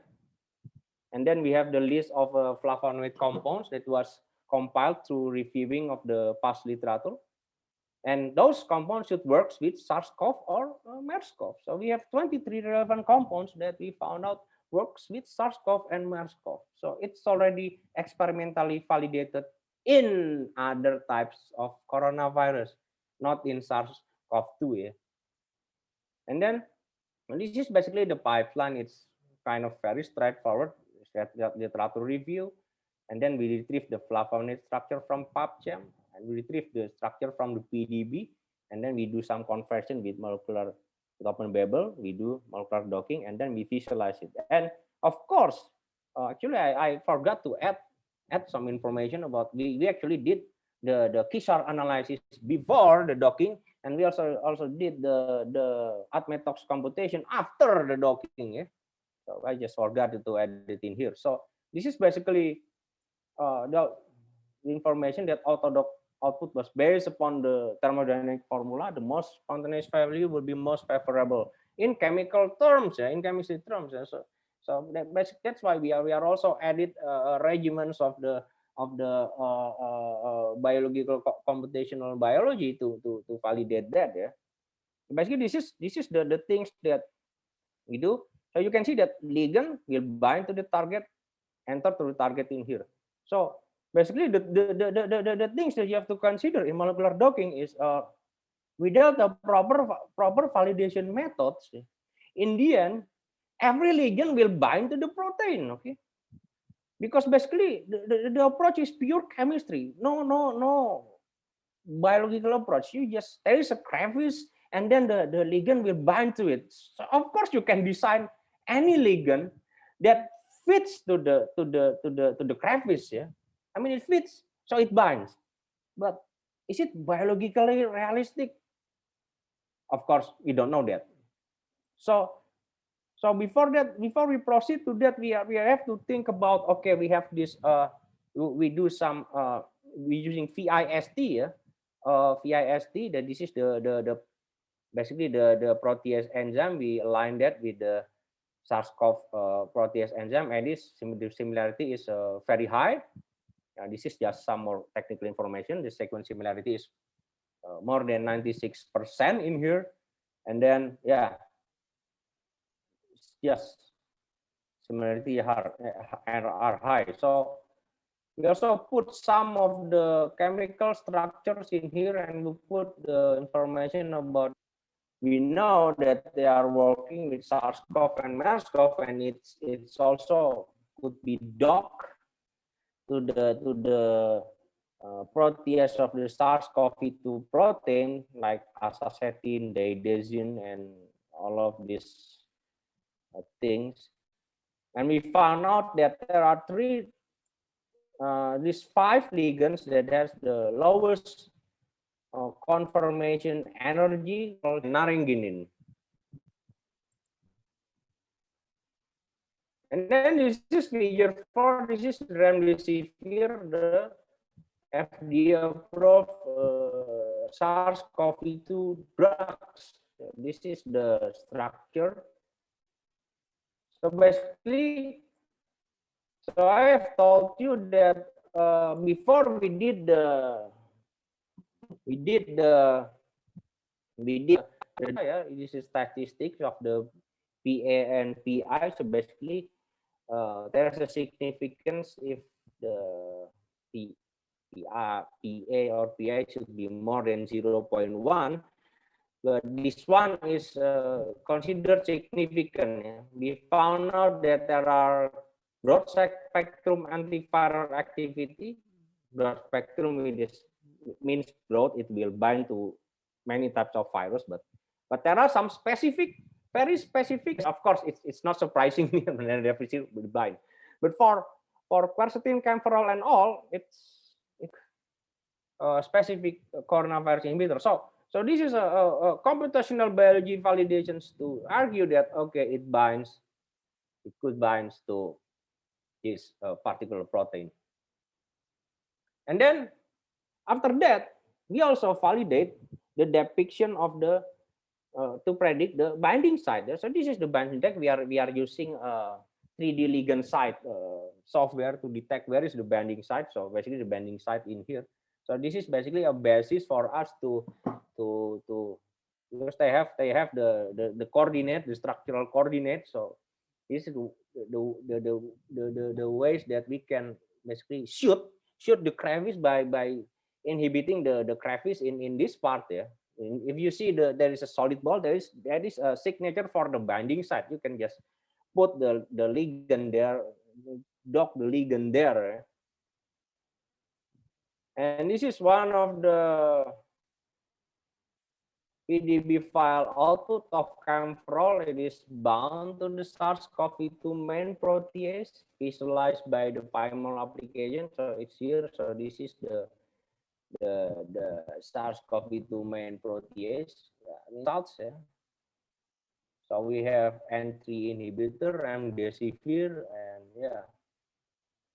I mean, you can see it actually we know that just the docking result is just simply relies on the docking result will insufficient. Yeah, we have a negative binding energy. So what?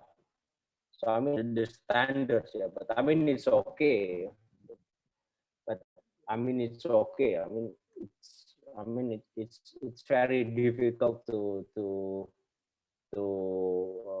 getting through beyond the standard. So and we also did check the toxicity parameters of the lead compounds, and we have to advise that. So I'm not going to discuss all of the toxicity, but the low binding energy is considered a high or class 3 toxic compound. So all of them are toxic. But of course, there is information. This is negative for genotoxic and this non-toxic. So basically, there are no serious genotoxic properties or mutagenic properties in here. There is no alert. Is developed based upon the assumption if the dosage is acceptable. What if the dosage is very high?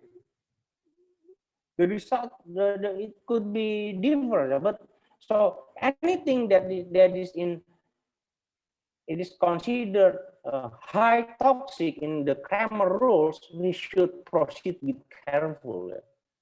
So that's why we can say that drugs with pharmacologists or pharmacists, there are always some side effects of some drugs, especially if it's considered toxic like this. So I hope there is no.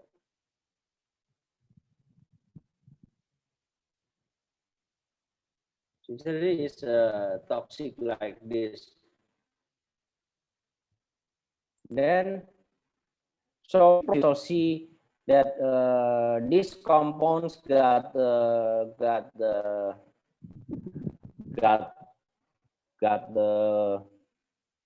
Lipinski rule of 5. You want to see the Lipinski rule of 5 violation. So basically, if the Lipinski rule of 5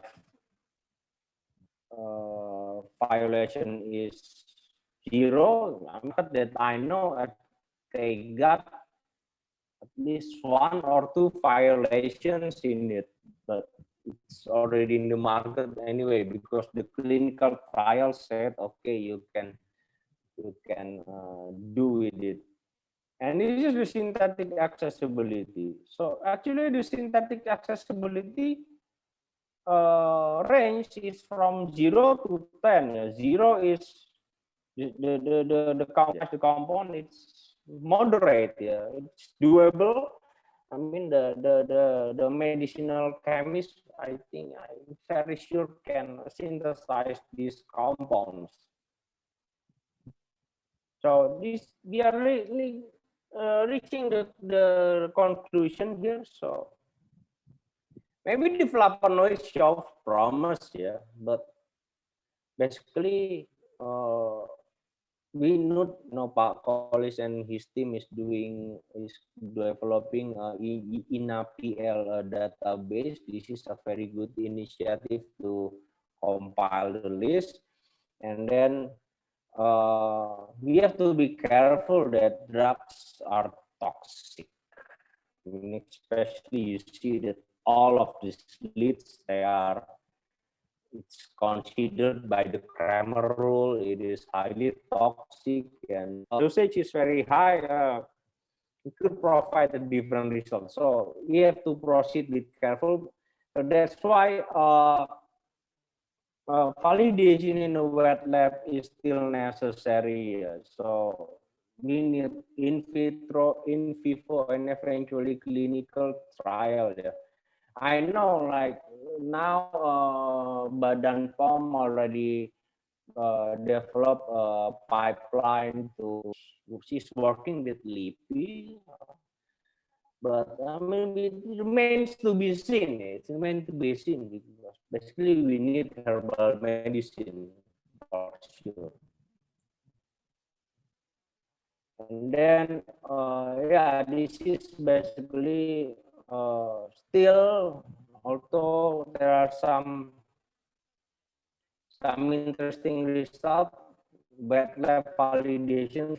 If bioinformatics found something, it's you have to see. You still need experimental validation, because especially if we discuss about COVID-19, this is a very serious matter. So because I know that, for instance, even if you want to do a simple experiment with just a part of SARS-CoV-2 protein, you need to do that in a biosafety lab 3. Even if this is just a part of the protein, there is no genetic material, you have to do that in biosafety lab 3. This is because this is the guideline of the WHO. So you see, these things are very serious. We have to avoid the overclaim in any means. Yeah. Okay, so these are some of the reference. So okay, so actually there are some drugs already in the market, like the one in here, in this remdesivir, yeah. But it doesn't mean that this is a silver bullet. And I know that there is a vaccine. It's almost ready. I mean, Bio Farma already purchased that, and so we are still waiting for the permission from the Badan POM. But we have to be careful, yeah. We have to see what's happened in the US and the England. Yeah. They already got the drug, they already got the vaccine, but well, there is in some cases ignorance to the health protocol, so they have problems. So we cannot ignore the health protocol. I mean, you know what's happened when the Taiwanese Ministry of Health deny entry of Indonesian citizens because some of the TKI they are COVID-19 positive. So we should avoid at all costs that things to happen. Now, thanks to all of this team, yeah, NVIDIA, so our LPPM, and yeah, so on. So we see that why we do this. Actually, one of the inspiration is, well, it's China already conducted in silico screening of these herbal medicines even since February. It's just 2 months after they report the first case of COVID-19 to WHO. Just 2 months, they already got publication in this. They, they did that. It's very fast. They have a lot of data and they did it very fast. So they have this in silico screening. So yeah, they already got the data about the molecular name, the target of the inhibition, the docking, and yeah, they have the Chinese herbal medicine. So I think this is the initiative that all of us should improve. There's very good initiative from all of the peers to do the natural products database. So I mean, so we can have a more alternative way to develop the lead compounds other than just hang or just to depends on the Chinese herbal medicine or other types of herbal medicine. Because I believe that we should be independent. So that's why we need the independent initiative in this respect. So thank you for your attention. Actually, I still have one more. So I don't know. I want to ask Pak Yusuf how many time that I have. Actually, there are many questions already. So Many I'm questions afraid, already. yeah. So I cannot wait to hear from your answer. So what do you think? How many times you need for this slide? Just 10 minutes. 10 10 or 15 minutes. minutes, I don't know. Okay, I can give you maximum for 10 minutes since also 10 minutes. this, Okay, yeah, thank you. this So I'm slide going to looks speed it interesting. up. Okay. I'm going to speed it up. Thank you, Pak Yusuf. You are my boss. Okay, You are so my boss. uh, so I think so in next 10 minutes, I'm going to very fast discuss about the silencing RNA design for detecting SARS-CoV-2 virus. So just a very short that what we know that the central dogma stipulated that all genes should express protein. Actually, that is not really true because some genes also did not express for the non-coding RNA, did not express for protein. They express the non-coding RNA. And so we want to target these RDRP genes that is a feasible target for COVID-19 drug development because it is responsible for the viral replication. So we want to design a silencing RNA to inhibit the mRNA of the RDRP gene. So, well, it will block the replication of the virus. So so that is the way that we do. So we download it from the NCBI. So we use the muscle algorithm for the sequence alignment, and we detect the secondary structure of the RNA with these tools, Vienna RNA package, and then we use iFold RNA version 2 to predict the 3D structure of the RNA. So basically, we use molecular dynamics, some version of the molecular dynamics to predict the 3D structure, and then use the specialized RNA dock application. And so basically, we design the silencing RNA, and then we got the target RNA and silencing RNA here. So this is the silencing RNA prediction. And then we have the two-dimensional structure of the conserved RDRP and the silencing RNA in here. So the structure is not really, the conserved structure is not that good. So it means, because just in brief, the conserved structure is very, the structure of all of these genes are very various, but this is the one that is from the B1 is the design silencing RNA. This is the RDRP genes. So this is basically, we want to try to dock the silencing RNA with the RDRP mRNA. So we have the in A in the left will be the mRNA of target conserved structure. B will be the silencing RNA, and we will try to dock it by using this HNA dock. So, but if when we use the HNA dock, the visualization is not really that good, and then so that's why we are using HNA dock here. We visualize that by using UCFF Chimera. But our initiative in the transcriptomic based drugs, so based upon the data from 2012, and there is another one from 2020, but I forgot to put it in here.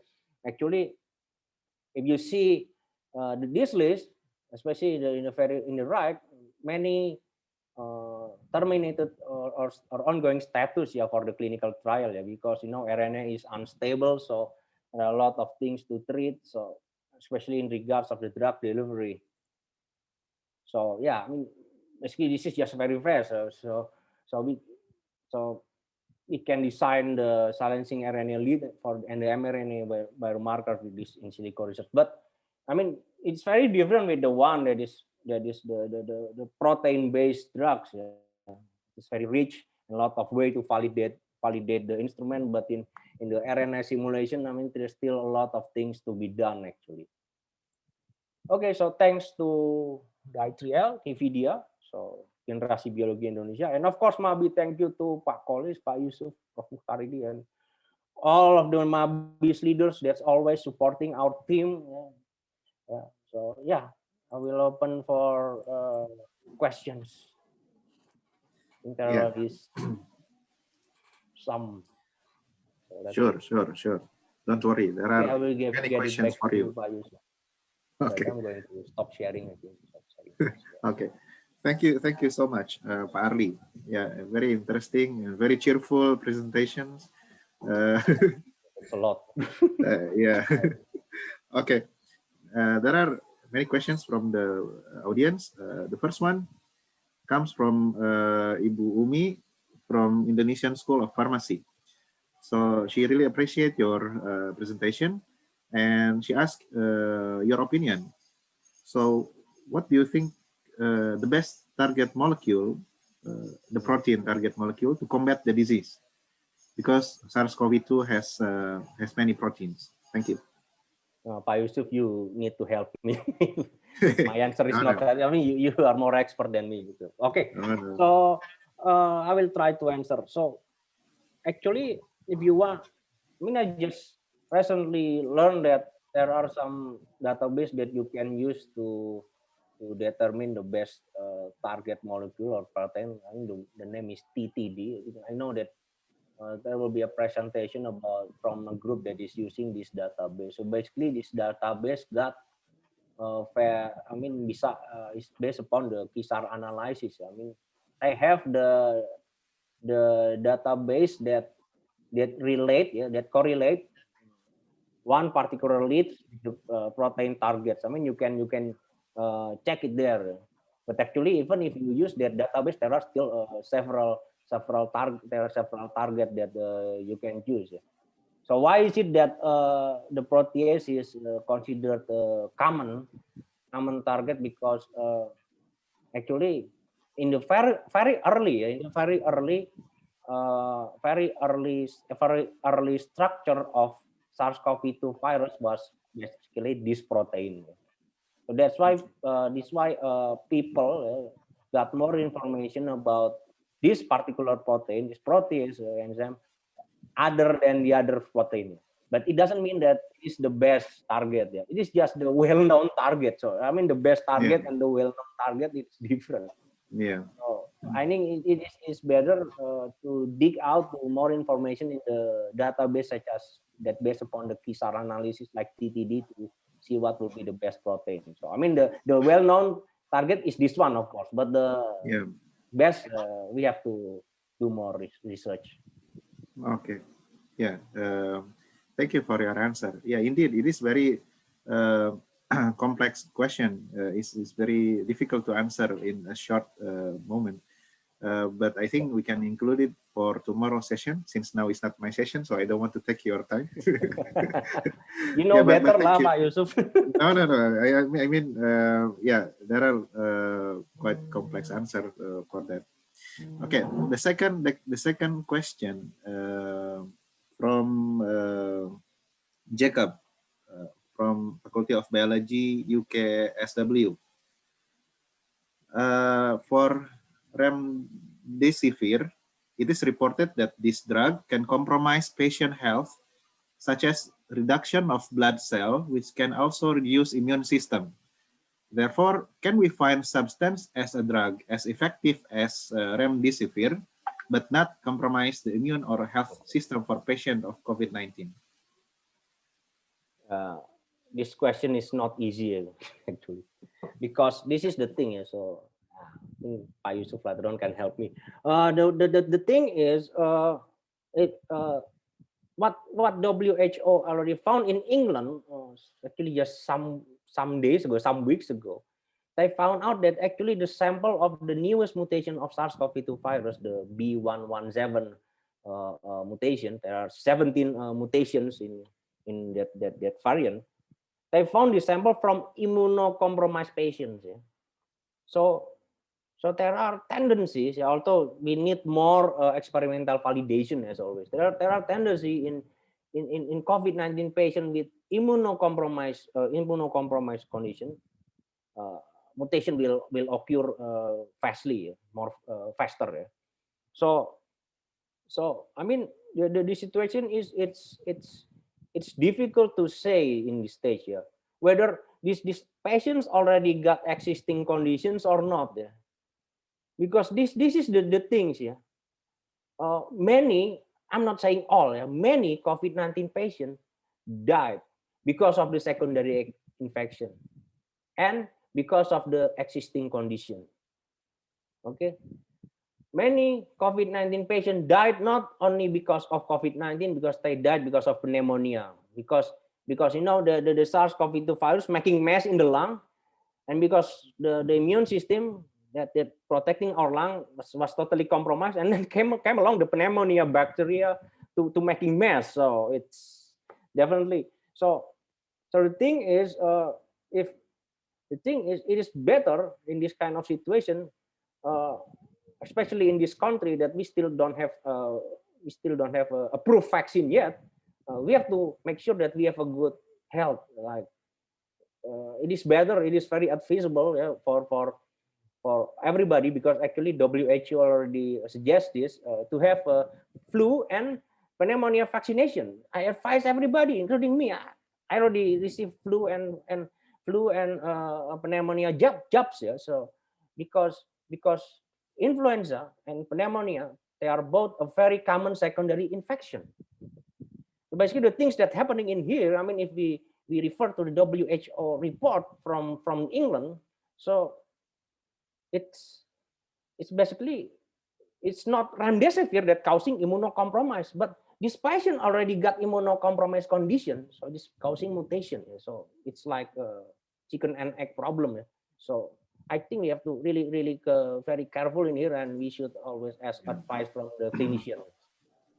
Okay. I think that's my answer, Pak. Yeah. Thank you. So a good lesson here that when we hear the news, when we read the news, we need more reading. Like Dr. Arli here is a very good example of a scientific person that he always Not really. check and recheck with the fact that actually happened, that is announced on the news. Yeah, so not everything we read from news are correct. Okay. Okay, the third one is from Naufal from Unpad. He asked about the possibility to make Tanimoto coefficient or molecular framework from virtual screening study. and which will lead to compound repository. Is there any possibility the repository could serve as a guide or baseline for synthesizing the new chemical entities for fragment-based design? So yeah, fragment design based on the Tanimoto coefficient. Very good questions. Actually, okay, so here's the thing. So actually, the one that is the expert here is actually Pak Yusuf, Pak Kolis, and Pak Pak Arli Wisnu. and Pak Arli. Especially tomorrow, there Pak will be workshop about docking from Pak Yusuf. But anyhow, I will try to answer. Yeah. So here's the thing. Yeah. So you say fragment-based design. Yeah. So we have to be.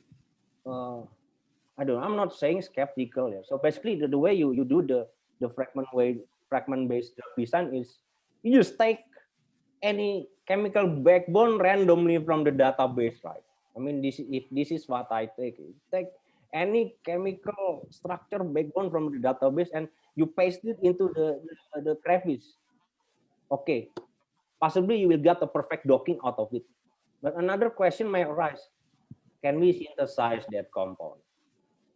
So the problem is, I don't know. I'm not a medicinal chemist, and I'm not an organic chemist. I'm a biochemist. So I think. But the thing is, uh, this kind of situation, if eventually this approach will create a new backbone that does not exist in the medicinal chemist library, you will not be able to synthesize the compound. I mean, maybe in chemistry, you think that, for instance, you imagine that adding a methyl functional group to benzene ring is easy. I mean, it's just writing a CH3 there. It's not just writing CH3, okay? It has a very long step. I mean, if you write the step in the whiteboard, it's very easy, but in the real world, it could take months or even years to do a simple chemical reaction, especially if it's very new. So I mean, so this is why I said that it is better if we give information to the experimentalists. We provide an information that is useful for them. I mean, it's okay. I mean, if you do this kind of study, but it will limit the readability of your paper eventually, because they will think I will not be able to synthesize this compound. It's too complex. Because I mean, I don't know about you, but our team is always trying our best that we can, that our paper should be understandable by the experimentalists. It's in all range of scientific background. So I think that's all from me. Okay. Yeah. Thank you for the answer. So yeah, it is correct. Is it true? Is it really true that bioinformatics can give us unlimited ideas in designing things, but we have to compromise with the experimentalist. We shouldn't be so what do you call it? Egoist? Ego. Yeah, we should compromise with others. Yeah. The next question comes from Justina from Institut Teknologi Indonesia. What is your suggestion to improve ways in finding drugs, especially for COVID, to speed up the discovery for COVID-19 drug?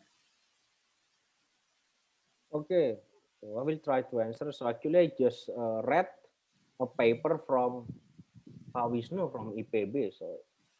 So he was conducting drug repurposing annotation with machine learning. I remember that. I read that paper. So actually, the speediest thing that you can do is to do drug repurposing. So you retest conducting experimental validation to the existing drug, like remdesivir. Remdesivir is the repurposed drug from Ebola virus. Yeah. I think it was previously tested for Ebola virus, but now they use it for SARS-CoV-2. Yeah. So this is the fastest way. Yeah. But the fastest way, maybe it's going to give you technical advantage. Yeah. Okay, we got the drugs already. But we have to consider about, this is the things that I always say, we have to consider about our biodiversity. Yeah. I mean, if you just repurpose drugs, and I can assure you that these drugs is imported. 90% of these drugs must be imported. this is the reality of our country. Uh, Yeah. we will not have the independence that we want, because so that's why it is important for us to test the herbal medicine as well, not exploit, because the environmentalists will be angry if I say exploit, to take advantage of our herbal natural products. Yeah. So we have to test the native natural products from our countries as well. It will take times, definitely. For sure, it will take times, because Yeah. the Badan POM just recently developed the pipeline to do the clinical trial with herbal medicine. But we have to do it, yeah, because it relates to the prestige of our nation. Yeah. So of course, I mean, in my sense, fastest way, of course, you can have tactical advantage in do drug repurposing. Yeah. But if you want strategic advantage, do herbal medicine. Yeah. Okay, that's from me. Okay. Thank you, Pak Arli. Yeah, you're right.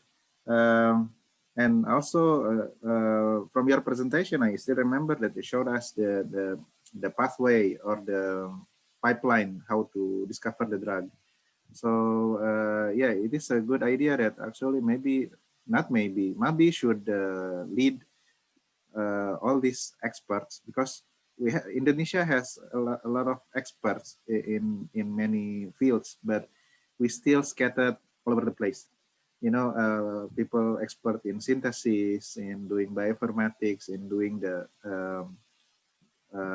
in vitro assay, cell-based assay, and even until the animal study and clinical study. So I think it's a big challenge for us to gather all these people into one pipeline.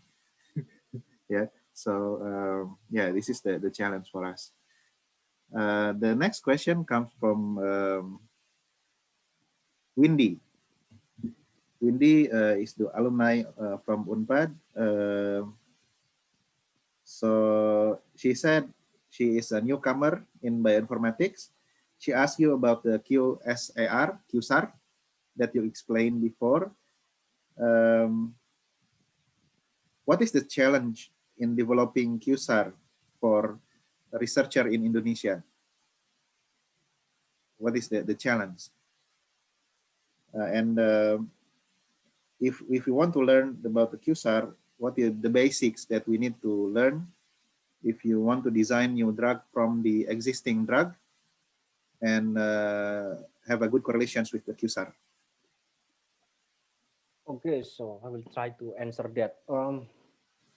So basically, Kisar is based upon the idea that basically the idea was purely came from experiment, from wet experiment validation.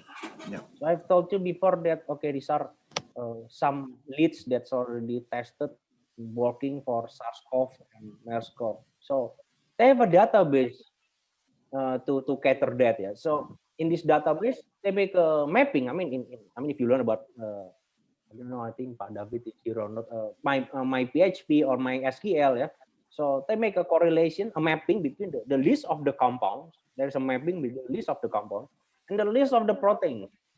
In the list of the proteins. And okay, they make a mapping. I mean, this is the general idea. You got the age and not correlation between the leads and the proteins. But not only that, there is additional information, and most of the time this information was added by organic chemists, not by chemists like me, organic chemists. That what is the particular functional groups that having a reaction with this protein? What is particular functional groups? Of course, the easiest thing is if this functional group is having, I will give you a very simple example in organic chemistry. If this functional group got the halide, functional group like chlor, brom, and all of these very reactive group, of course it will react to the protein. I mean, that is one example, but not only that, there are a lot of many examples like that. So basically, that's the database. But the things is, I think this is another opportunity, Pak Yusuf. I mean, if the database is very general. I mean, most of the experimental validation results in this database are from abroad. It's from the US or from Russia or from Japan. Uh, I don't think there is any significant contribution from our side. I think it will be good if we, and this is a very good point, if we make this database by our own. But it will require a massive amounts of experimental data to be inputted there, and a massive amount of collaboration from bioinformaticians, from organic chemists, from database developers. But this is a good opportunity, I think. So Yeah.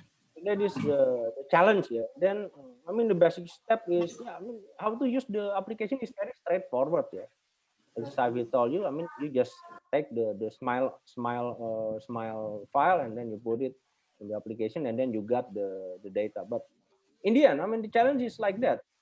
It's upon the experimental validation of from other countries. Hardly any contribution from our side. So it's better. It's very good if we can make our own database. I think that's from me.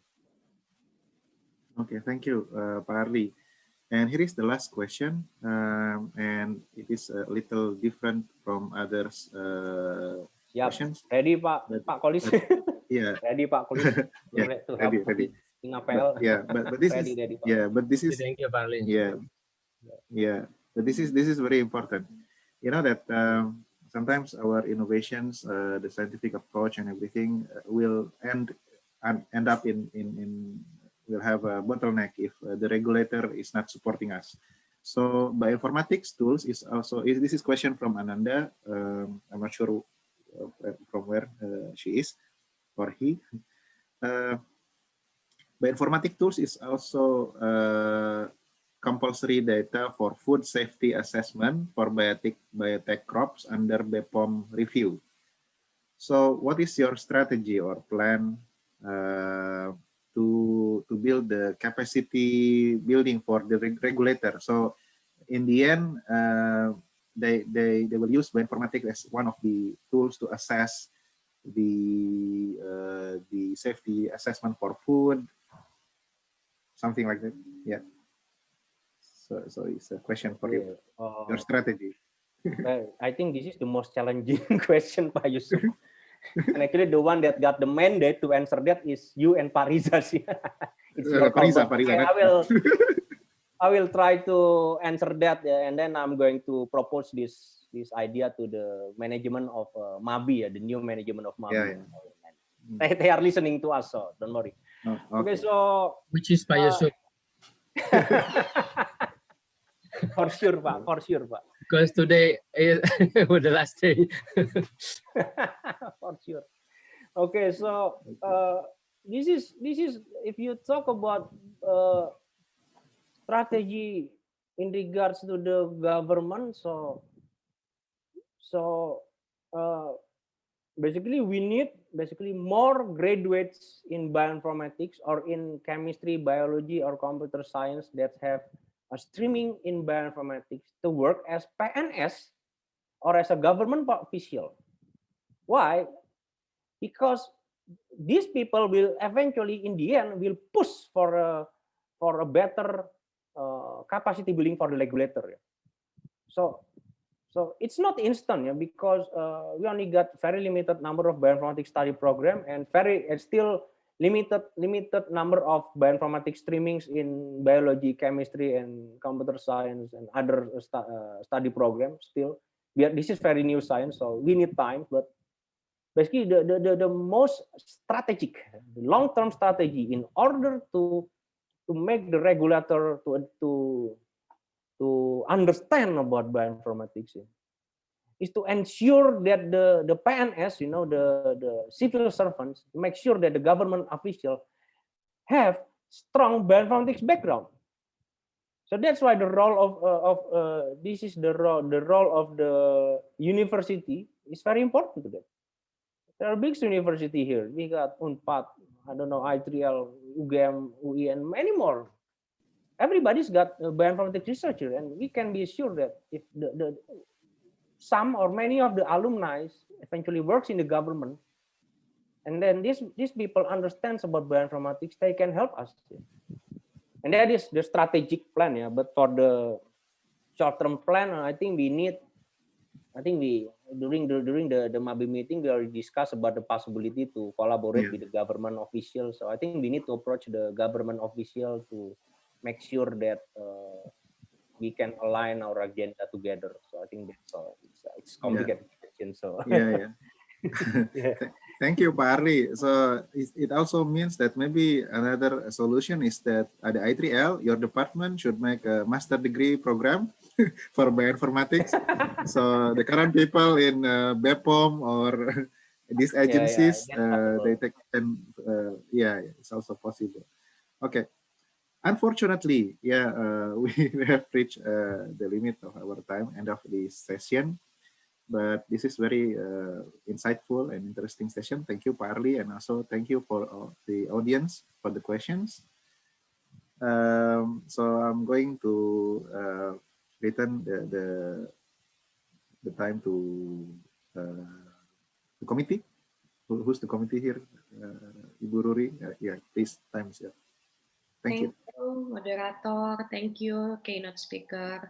Now we will take a break and we will back at No photo session? oh for the session first. Or yeah, I'm not sure. So, audience, please turn on your camera.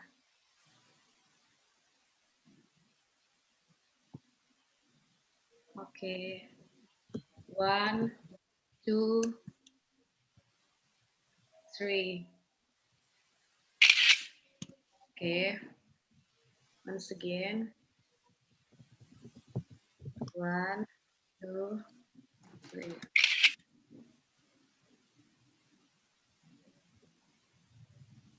Okay. Okay. Okay. Let's give a big applause for Pak Arli for a very insightful talk.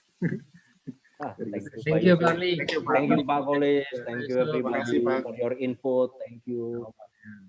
So work together. Let's go, Yeah. Pak. Let's go, Pak. Let's go. To all participants, we take a break until 1 p.m. Oh yeah, No, 1 no, no. 12:30, I believe. Yeah, yes, 12.